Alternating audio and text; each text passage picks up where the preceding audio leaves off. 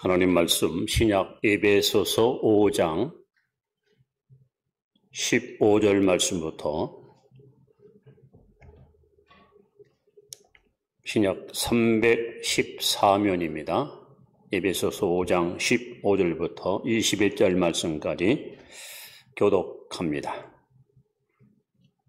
그런 정도이가 어떻게 행할지를 자세히 주의하여 지혜 없는 자같이 하지 말고 오직 지혜 있는 자같이 하여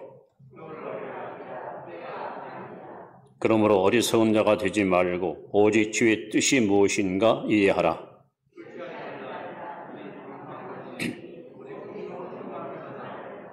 시와 찬송과 신령한 노래들로 서로 화답하며 너의 마음으로 주께 노래하며 찬송하며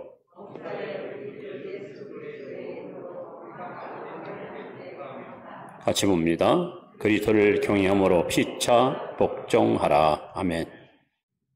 늘 주 안에서 강건하시고 승리하시 바랍니다.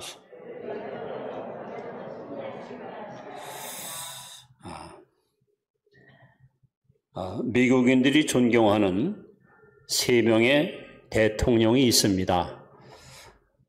첫째는 조지 워싱턴, 미국의 건국의 아버지고 국보라고 하는 훌륭한 대통령입니다. 둘째는 루즈벨트 대통령, 이분은 2차 대전을 성공으로 이끌었던 존경 많은 대통령입니다. 셋째는 에브라함 링컨 대통령, 노예 해방을 성공으로 이끌었던 모두가 존경하는 훌륭한 대통령입니다. 특별히 에브라함 링컨 대통령에게는 수식어가 항상 따라다녔습니다. 이 사람에게 실패를 밥 먹듯 하는 사람, 링컨이 늘 달고 다니는 수식어였습니다. 이분의 일대기를 읽어보면 평생을 사는 동안 27번이나 큰 실패를 경험했습니다. 보통 사람들은 상상할 수 없는 너무도 힘든 난관과 역경을 겪었던 고난의 대명사가 링컨 대통령입니다. 그런데 그가 끝내 모든 고난 혹은 실패를 디디고 일어서서 위대한 승리의 주인공이 됩니다. 그래서 많은 사람들이 이구동성으로 링컨에게 물었습니다. 당신의 성공의 비결은 뭡니까? 성공의 비결이 뭡니까? 그때 링컨이 대답한 유명한 대답이 있습니다. 누구보다 실패를 많이 한 것이 성공을 이룬 비결입니다. 저는 실패할 때마다 실패에 담긴 뜻을 배웠고 그것을 징검다리로 활용했습니다. 제가 걷는 길은 험하고 미끄러웠습니다. 그래서 자꾸만 미끄러져 길 바깥으로 곤두박질 치곤 했죠. 하지만 저는 곧 기운을 차리고 제 자신에게 말했습니다. 괜찮아. 길이 약간 미끄럽긴 하지만 낭떠러지기는 아니야. 이것이 링컨이 실패를 디디고 일어서서 승리했던 본인의 고백입니다. 한마디로 에브라함 링컨은 무수한 실패를 통해서 삶의 지혜를 가장 많이 터득한 그러한 지혜로운 대통령이었습니다. 여러분, 지금은 지식 정보화 시대입니다. 우리는 과거에 10년, 20년 배울 걸 이제 인터넷 혹은 스마트폰을 가지고 단 10분 안에 정보를 우리가 발견할 수 있는 그야말로 최첨단 과학 문명 시대를 살아갑니다. 반면에 지식은 극도로 발달했는데 지혜로운 사람들은 점점 사라지고 있습니다. 지식과 지혜는 분명히 다릅니다. 여러분, 세월이 어둡고 악해질수록 이 지혜가 필요합니다. 그래서 오늘은 이 지혜로운 삶에 대해서 성경은 과연 어떻게 사는 것이 지혜로울까? 왜냐하면 제가 늘 말씀하지만 여러분, 인생은 일생입니다. 인생은 연습도 없고 인생은 스페어도 없습니다. 딱 한 번밖에 살 수 없습니다. 적당히 살기에는 너무도 시간이 소중하고 너무도 세월이 소중합니다. 과연 어떻게 사는 것이 지혜로운 삶입니까? 이 악하고 음란하고 폐악한 이 시대에 하나님은 저와 여러분들이 지혜로운 삶을 살기 원하시는데 과연 무엇이 과연 지혜로운 삶입니까? 오늘 성경은 이렇게 우리에게 증언합니다. 첫 번째 지혜로운 삶은 16절에 보시면 이렇게 써 있습니다. 16절 말씀을 우리 한번 다 같이 읽습니다. 시작. 세월을 아끼라. 때가 악하니라. 어떤 게 지혜로운 삶이냐? 첫째는 세월을 아끼라. 시간을 아끼라. 여러분이 지혜로운 사람이라면 지혜롭게 살아야 되는데 지혜롭게 사는 그 근거가 뭐냐? 여러분, 세월을 아끼라 하는 겁니다. 그래서 세월을 아끼라 하는 이 말씀은 시간을 사라 혹은 시간을 구속하라. 그러니까 엄청난 대가를 지불해서라도 시간을 사오라는 겁니다. 벤자민 프랭클린은 타임 이즈 마니, 시간은 금이다 그랬습니다. 근데 저는 제가 살아보니까 타임 이즈 라이프, 시간은 생명입니다. 한 번 지나간 시간은 평생에 내게 다시 오지 않습니다. 흘러가는 세월을 멈출 사람이 없고 지나가는 시간을 세울 자가 없습니다. 어차피 우리는 시간과 함께 쇠잔해지고 낡아지고 언젠가는 세상을 떠날 수밖에 없는 것이 우리 인생입니다. 이런 세상에 사는 우리에게 하나님은 말씀합니다. 세월을 아끼라. 왜 우리는 세월을 아껴야 되나? 왜 시간을 우리가 여러분 활용해야 될까? 오늘 성경에 말하면 때가 악하니라. 우리가 사는 이 시대가 악해요. 때가 악할 때 어떤 일이 벌어집니까? 사람들의 가치관이 무너집니다. 정의가 무너집니다. 진실이 왜곡되고 가짜가 판을 치고 거짓이 난무하고 그래서 비정상적인 사람이 오히려 정상인처럼 우대받는 뒤틀린 그런 세상을 살아가게 됩니다. 결국 가치관이 붕괴되면 이 판단력이 흐려지고 옳고 그름을 분별 못하니까 엉뚱한 것에 마음을 뺏기고 시간을 뺏겨서 소중한 시간을 허비하는 실패 인생을 살 수밖에 없습니다. 결국 하나님이 주신 건강 혹은 재능 혹은 시간 혹은 물질 이것을 올바로 쓰지 못하고 이것을 건전하게 쓰지 못하고 엉뚱하게 잘못 써서 후회하고 탄식하고 내가 왜 이렇게 살았을까 하고 자신의 삶을 오히려 되돌아보지 못한 채 절망과 좌절에 빠져 쓴 것이. 그래서 하나님은 오늘 우리에게 맞섭니다. 그대들이 지혜롭게 살기 원한다면 세월을 아끼시오. 때가 악하기 때문에 가치관이 무너지고 그래서 예수님은 누가복음 17장에 보시면 26절 이렇게 말씀합니다. 우리가 사는 이 마지막 때가 되면 노아의 때와 같으리니 노아의 때와 같으리니 창세기 6장의 때와 같다는 거예요. 그러면서 하는 말씀이 노아가 방주에 들어가던 날까지 여러분 방주에 들어가서 방주문이 닫히면 홍수가 임하고 인류의 멸망이 다가옵니다.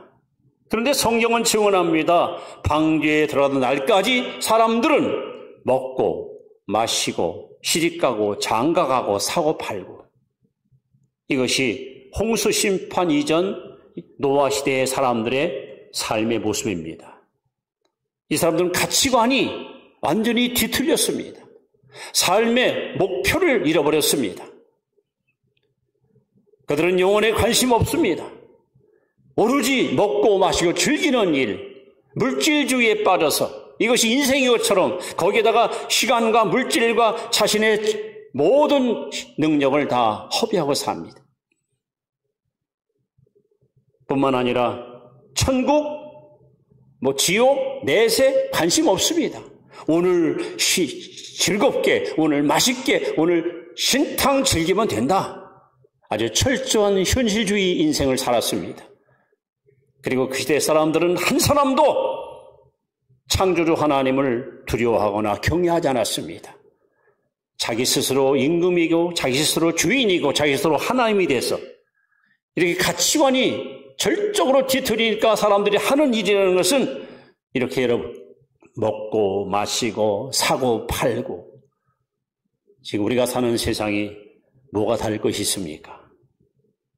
그래서 여러분 우리는 지혜롭게 살기 위해서 우리에게 주어진 시간을 여러분 잘 아껴야 됩니다. 어떤 사람에게 전화가 왔습니다. 선생님, 앞으로 열흘 동안 선생님의 계좌에 1,440만 원을 입금을 시킬 겁니다. 매일. 은행에 가서 확인해 보시고 조건이 하나 있습니다. 1,440만 원을 가치 있게 보람 있게 쓰십시오. 그러면 제가 계속해서 매일같이 당신의 계좌에다가 1,440만 원을 입금시키겠습니다. 보이스피칭인가? 이 사람은 정신 돌았나? 아니, 당신 누군데 나한테 이렇게 많은 돈을 보낸다는 거야? 하루 이틀은 아무 반응을 보이지 않았습니다. 그런데 또 전화가 왔습니다. 어제 보니까 확인 안 하셨더만요. 돈을 안 찾아갔더만요. 자, 오늘 또 입금시켰습니다. 가보십시오. 성능 선생님 치고 가서 통장을 확인해 봤더니 진짜 1,440만 원이 입금된 거야. 이튿날도 똑같이. 자, 이걸 어떻게 쓸까? 어차피 공돈인데, 우리 공짜인데, 백화점 갈까? 아니, 차를 하나 뺄까? 아내와 여행을 갈까? 이튿날 똑같은 시간에 또 1,440만 원이 입금됐습니다. 여러분, 만약에 여러분에게 하루에 1,440만 원씩 돈이 들어온다면 뭐에 쓰시겠습니까? 제가 지금 말씀은 하나의 예입니다. 하나님은 저와 여러분에게 하루 24시간 1,440분 똑같은 시간을 선물로 주었습니다. 1,440분이라는 이 하루를 우리가 어떻게 쓸 것인가? 어떻게 쓰는 것이 과연 지혜로운 삶일까? 하나님은 말씀합니다. 시간을 아껴라. 허비하지 마라. 때가 악하기 때문에 거기 사람들이 미혹받아가지고 하나님이 주신 소중한 것들을 엉뚱한 데다가 잘못 투자하면 두고두고 후회하고 내가 왜 이렇게 살았나? 난 참 어리석구나 하고 탄식하는 자가 된다는 거죠. 여러분, 세월을 아끼는 삶을 사시기 바랍니다. 이것이 지혜로운 삶이에요. 자, 뿐만에 두 번째로 어떻게 사는 것이 지혜로운 삶일까? 이번에는 17절 말씀을 우리 한번 같이 봅니다. 시작. 그러므로 어리석은 자가 되지 말고 오직 주의 뜻이 무엇인가 이해하라. 무엇이 지혜로운 삶이냐? 주의 뜻이 무엇인지를 깨달아야 됩니다. 여러분, 1,440분, 하루 24시간, 1년 365일을 우리 가치 있게, 보람 있게 우리가 살려면 삶의 우선순위가 이것이 올바르게 설정되어야 됩니다. 즉, 무엇이 옳은지, 무엇이 그른지, 무엇이 우선인지, 무엇이 나중인지, 우리가 사는 우리의 삶을 돌아볼 때에 중요한 일과 급한 일은 분명히 다른데 많은 사람들이 급한 일에다가 마음을 뺏기고 살아갑니다. 나중에 보면은 아유, 내가 쓸데없이 거기다가 시간을 뺏기구나 하고 후회할 때가 있습니다. 여러분, 중요한 일과 급한 일은 다른 거예요. 우리가 사는 세상에 여러 사람이 생존해 있지만은 사람들이 살아가는 정황을 보면은 두 부류의 사람이 있습니다. 하나는 충동적인 삶을 살아요. 어떤 매스컴, 언론, 분위기 이런 데에 끌려가는 거. 남이 하니까 나도 하는 거예요. 충동적인 삶을 살아요. 반면에 소명적인 삶. 여러분은 지혜로운 성도가 되어야 됩니다.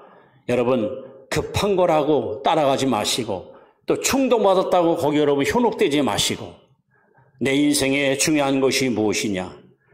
오늘 하루를 살아가면서 내게서 가장 우선이 뭐냐?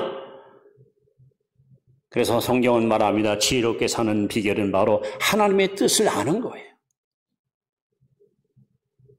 예수님이 이 땅에 오신 목적을 요한복음 6장 38절에 이렇게 말씀합니다. 내가 하늘로부터 내려온 것은 내 뜻을 행하려 함이 아니요 나를 보내신 내 뜻을 행하려 함이니라.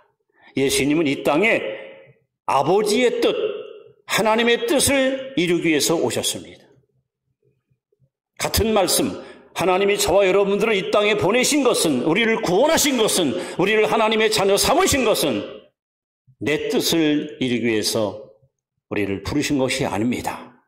나를 향한 하나님의 뜻을 이루기 위해서 하나님이 저 여러분들을 불러주신 겁니다. 그래서 지혜로운 삶이 어떤 사람이냐? 나를 향한, 혹은 우리 가정을 향한, 우리 교회를 향한, 내 직장을 향한, 내 자녀를 향한, 이 민족을 향한 하나님의 뜻이 무엇인지 이거를 깨닫는 사람, 이것을 이해하는 사람이 지혜로운 거예요. 아, 하나님이 나를 이래서 이 땅에 보냈구나. 이걸 알게 되면요, 모든 열정, 모든 마음을 거다 쏟고 후회 없는 인생을 살아갈 수 있는 거예요. 그런데 하나님의 뜻을 모르고 사니까 엉뚱한 데다가 마음 뺏기고 시간 뺏기고 물질 뺏기고 재능 뺏기고 다 뺏기고 살다가 나중에 나는 헛살았어. 나는 인생을 헛살았어. 그렇게 여러분 허무한 삶으로 그렇게 실패의 자리에 앉게 되는 겁니다. 저와 여러분의 인생의 마지막 평가는 예수님 심판 앞에 가서 반드시 여러분 받게 됩니다. 마태복음 7장 20절에 보시면 예수께서 말씀합니다. 그의 열매로 그들을 알리라 하시면서 그날에 심판날에 예수님께서부터 이렇게 말씀합니다. 그날에 많은 사람이 내게 이르되 주여 주여 우리가 주의 이름으로 선지자 노릇하며 귀신을 쫓으며 많은 권능을 행치 아니하였나이까. 그때 예수께서 말씀합니다. 불법을 행한 자들아 나는 너희를 도무지 알지 못하노니 내게서 떠나가라. 주님의 말씀이 뭡니까? 내 뜻을 행하지 않는 자, 하나님의 뜻을 쫓아 살지 않는 인생을 가리켜서 너는 실패한 인생이다. 그러면서 주님이 유명한 비유를 말씀합니다. 집 짓는 비유. 지혜로운 사람은 반 속에다 집을 짓는다. 어리석은 사람은 모래에다 집을 짓는다. 여러분, 모래에 짓는 건 아주 어쩌면 쉽습니다. 편합니다. 반석에 짓는 거 사실 많은 노력과 수고가 따라옵니다. 문제는 바람이 불고 창수가 날 때 모래에 지은 집은 무너집니다. 그러나 반석에 지은 집은 어지간한 비바람, 태풍이 몰아쳐도 무너지거나 흔들리지 않습니다.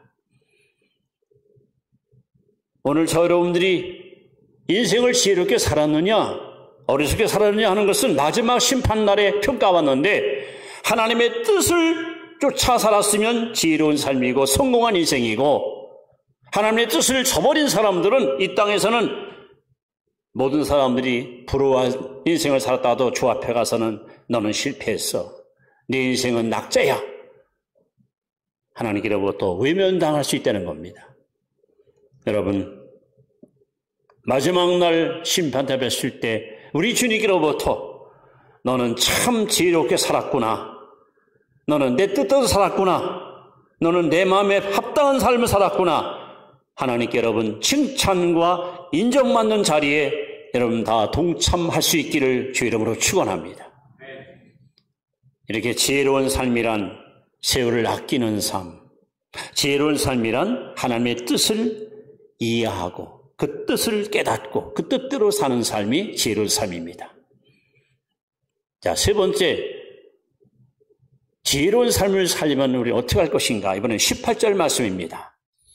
같이 봅니다. 시작. 술 취하지 말라. 이는 방탕한 것이니 오직 성령으로 충만함을 받으라. 자, 이게 성경이요, 잘 이렇게 기가 막히게 연결되는 거예요. 세월을 아끼려면 하나님의 뜻을 알아야 돼요. 우선순위가 뭔지는 알아야 돼요. 하나님의 뜻을 알려면 성령 충만 받아야 돼요. 왜? 고린도전서 2장 10절에 성령은 하나님이 깊은 것도 통달하시느니라. 이러면 하나님의 마음을 속속들이 꿰차고 계신 분이 바로 성령이십니다. 그 성령 충만을 받을 때 비로소 하나님이 내게 원하시는 것이 이거로구나. 우리는 그때서야 비로소 하나님의 뜻을 알 수가 있습니다.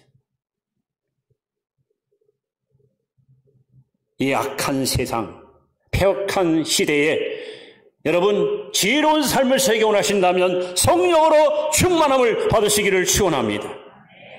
오늘 이 에베소 5장 18절 말씀, 오직 성령으로 충만을 받아라 하는 이 말씀은 하나님의 강력한 명령문입니다. 내가 받아도 되고 안 받아도 되고 여러분이 선택할 사항이 아니에요. 성령 충만 받으라 하는 명령입니다. 우리는 이 명령 앞에 이해하고 우리는 순종하고 복종할 뿐입니다. 그리고 성령 충만 받으라 이 말씀은 계속적 충만. 여러분 이 시간 성령 충만하기를 축원합니다. 내일도 충만하기를 축원합니다. 한 번이 아니에요. 계속적 충만을 받으라.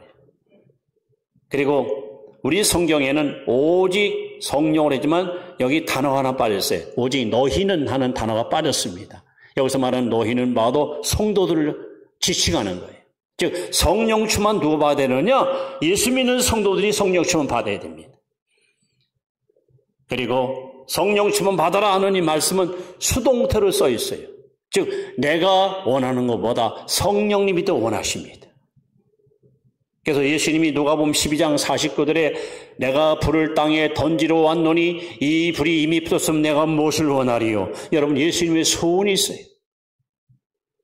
예수님은 이 교회에 불이 붙길 원합니다. 여러분 심령에 불이 붙길 원합니다. 여러분이 속한 구역, 여러분이 속한 기관, 여러분 가정에 성령의 불이, 기도의 불이, 사랑의 불이 뜨겁게 불타기를 원하십니다. 여러분 성령 충만은 조건만 갖추면 100% 가능합니다. 지금 예배당 안에 많은 전구가 불이 들어왔습니다. 스위치만 울리면 불이 들어옵니다. 스위치를 내리면 꺼집니다. 여러분 집에 주방에 가시면 수도 꼭지를 올리면 물이 쫙 나오죠? 왜 그럴까요? 파이프가 전선이 연결되기 때문에 갇혀있기 때문에 가서 버튼만 누르면 물도 나오고 불도 켜지고 마찬가지입니다. 여러분들이 성령 충만한 조건만 갖추면 하나님은 지금도 변함없이 우리에게 폭포수같이 성령을 쏟아부어 주시는데 그 비결이 뭘까? 어떻게 하면 성령 충만함을 날마다 누리고 살 수 있을까? 19절에 보시면은 세 가지 비결을 말씀합니다. 19절, 20절, 21절입니다. 첫째는 시와 찬송과 신령한 노래들로 서로 화답하며 보면 찬양하는 겁니다. 찬양하는 삶. 이사야 43장 21절에 하나님이 우리를 지으신 목적을 이렇게 말씀합니다. 이 백성은 내가 나를 위하여 지었나니 나를 찬송케 하려 함이라. 여러분 주님을 찬송하면서 할렐루야 할렐루야 늘 찬양하는 삶을 살 때 성령이 충만히 마치 여러분 지금 여러분 집에 전선이 그리고 이 배관이 다 연결되어 있어요. 가서 스위치만 누르면 불이 들어올 시 여러분 찬양하면 성령께서 여러분 안에 충만히 임하는 것입니다. 두 번째는 여기 보면 20절 말씀에 범사에 우리 주 예수 의 이름으로 항상 아버지 하나님께 감사하며 여러분 감사하는 삶 감사하고 살 때 성령 충만함을 공급받을 수 있습니다. 그리고 20절에 보시면 범사에 우리 주 예수의 이름으로 항상 아버지 하나님께 감사할 뿐 아니라 그 다음에 그리스도를 경외함으로 피차 복종하라. 복종, 서로가 서로를 섬기며 나누며 베풀 때 그래서 여러분 찬양하고 감사하고 피차 복종하고 섬길 때 여러분 성령 충만함을 부어줄 줄로 믿습니다. 그렇습니다. 하나님은 저와 여러분들이 지혜로운 삶을 살기 원하십니다. 무엇이 지혜로운 삶일까요? 그리고 왜 지혜롭게 살라고 주님이 강조할까요? 우리가 사는 세상이 악하기 때문에 가치관이 붕괴되고 사람들이 진짜가 아닌 가짜를 자꾸 따라가는 미혹이 너무나도 난무한 세상에 살기 때문에 우리에게 지혜가 필요합니다. 그러니까 무엇이 지혜로운 삶일까요? 첫째는 시간을, 세월을 아끼십시오. 여러분, 시간은 절대로 멈춰 있지 않습니다. 시간은 절대로 기다리지 않습니다. 그래서 많은 사람들이 말합니다. 시간은 마치 물과 같이 흐른다고요. 한번 흘러가면 되돌아오지 않습니다. 앞으로 내가 이 땅에서 얼마를 살지, 내게 주어진 시간이 얼마일지 여러분 소중한 시간을 허비하지 마시고 시간을 아끼고 잘 관리하는 그런 시간의 청지기적 삶을 살아야 됩니다. 그럼 시간을 아끼려면 어떨 것인가? 하나님의 뜻을 알아야 됩니다. 내가 살 이유가 뭔지, 어디에다가 집중할 것인지, 어디에다가 마음을 갖다가 다 투자할 것인지, 삶의 목표, 분명한 뜻, 이걸 알면은 우리는 시간을 잘 활용할 수 있고 후회 없는 인생을 살아갈 수 있는 겁니다. 어떻게 하나님 뜻을 알 수 있는가? 성령 충만하면, 즉 성령의 지배받으면 성령께서 여러분에게 알려주십니다. 내가 너를 이 땅에 보낸 것은 이 길을 가라고 보냈다. 내가 네게 원하는 것은 바로 이 일이다. 너로 나를 위해서 이 일을 하렴? 여러분 성령님은 장래일을 우리에게 알려주십니다. 그래서 우리는 반드시 성령 충만할 때 매일매일 항상 성령의 지배받고 살아야 됩니다. 그러면 하나님의 뜻을 정확히 알 수 있고 하나님의 뜻에 합당한 삶을 살기 때문에 우리는 지혜로운 삶의 주인공이 될 수 있습니다. 그런 삶을 살기 원하신다면 오늘 성경 말씀대로 여러분 찬양하고 사십시오. 범사에 감사하고 사십시오. 그리고 서로 섬기고 사십시오. 그때 성령께서 여러분을 지배해 주시면 하나님의 뜻을 우리가 알 수 있고 하나님의 뜻을 알게 되면 시간을 절대 여러분 헛된 일에 쓰지 않고 지혜롭게 잘 활용해서 마지막 날 주 앞에 섰을 때 착하고 충성된 종아하고 칭찬과 상급을 받게 될 것입니다. 지금은 다니엘서 12장 4절처럼 많은 사람이 지식이 발달한 지식 정보화 시대에 살아갑니다. 사람들이 참 똑똑합니다. 영악합니다. 아는 것이 많습니다. 그런데 지혜가 없습니다. 하나님은 우리에게 지식 있게 살아라 말하지 않습니다. 지혜롭게 살아라. 다시 말하면 후회 없이 살아라. 가치 있게 살아라. 보람 있게 살아라. 살아온 내 삶을 돌아볼 때 야, 난 정말 후회 없어. 난 내 삶을 돌아볼 때 내 자신이 참 대견스러워. 여러분 이런 삶을 살아야 할 거 아니에요? 왜 돌아볼 때마다 후회가 나오고 내가 인생을 헛살았을까? 내가 왜 쓸데없이 그리 됐을까? 그러면 안 되잖아요. 하나님께서 오늘 우리에게 지혜롭게 사는 삶의 비결을 분명히 말씀합니다. 여러분 세월을 아끼십시오. 하나님의 뜻을 잘 이해하십시오. 그리고 성령의 충만함 받으십시오. 그래서 여러분 지혜로운 삶을 살 때 어디 가든지 사람들한테 무시당하지 않고 존경과 신뢰와 칭찬받는 삶을 살 수 있습니다. 하나님은 지혜로운 사람을 찾고 있습니다. 그리고 성경에 말하는 최고의 지혜는 하나님을 경외하는 겁니다. 어리석은 자는 말합니다. 하나님이 어디 있어? 시편 14편 1편에 어리석은 자는 말하기를 하나님이 없다 하도다. 이건 어리석은 사람이야. 지혜로운 사람 말합니다. 하나님 살아계시다. 하나님 지금 나와 함께 하신다. 여러분은 바로 지혜로운 길을 걷고 계십니다. 이후부터 더 열심히 하나님을 잘 섬기고 경외해서 정말 여러분의 주어진 소중한 생애를 헛되이 보내지 마시고 알차고 실속이고 가치 있게 잘 보내셔서 하루하루를 살아가면서 내 삶의 발자를 돌아볼 때마다 야, 오늘 하루 보람이 있었다. 3월 한 달 동안에 참 내게 행복했다. 하나님 앞에, 역사 앞에, 양심 앞에 부끄러움이 없는 떳떳하고 당당한 지혜로운 삶을 살아가는 복된 성도 여러분이 되시기를 주의 이름으로 축원합니다. 기도하겠습니다.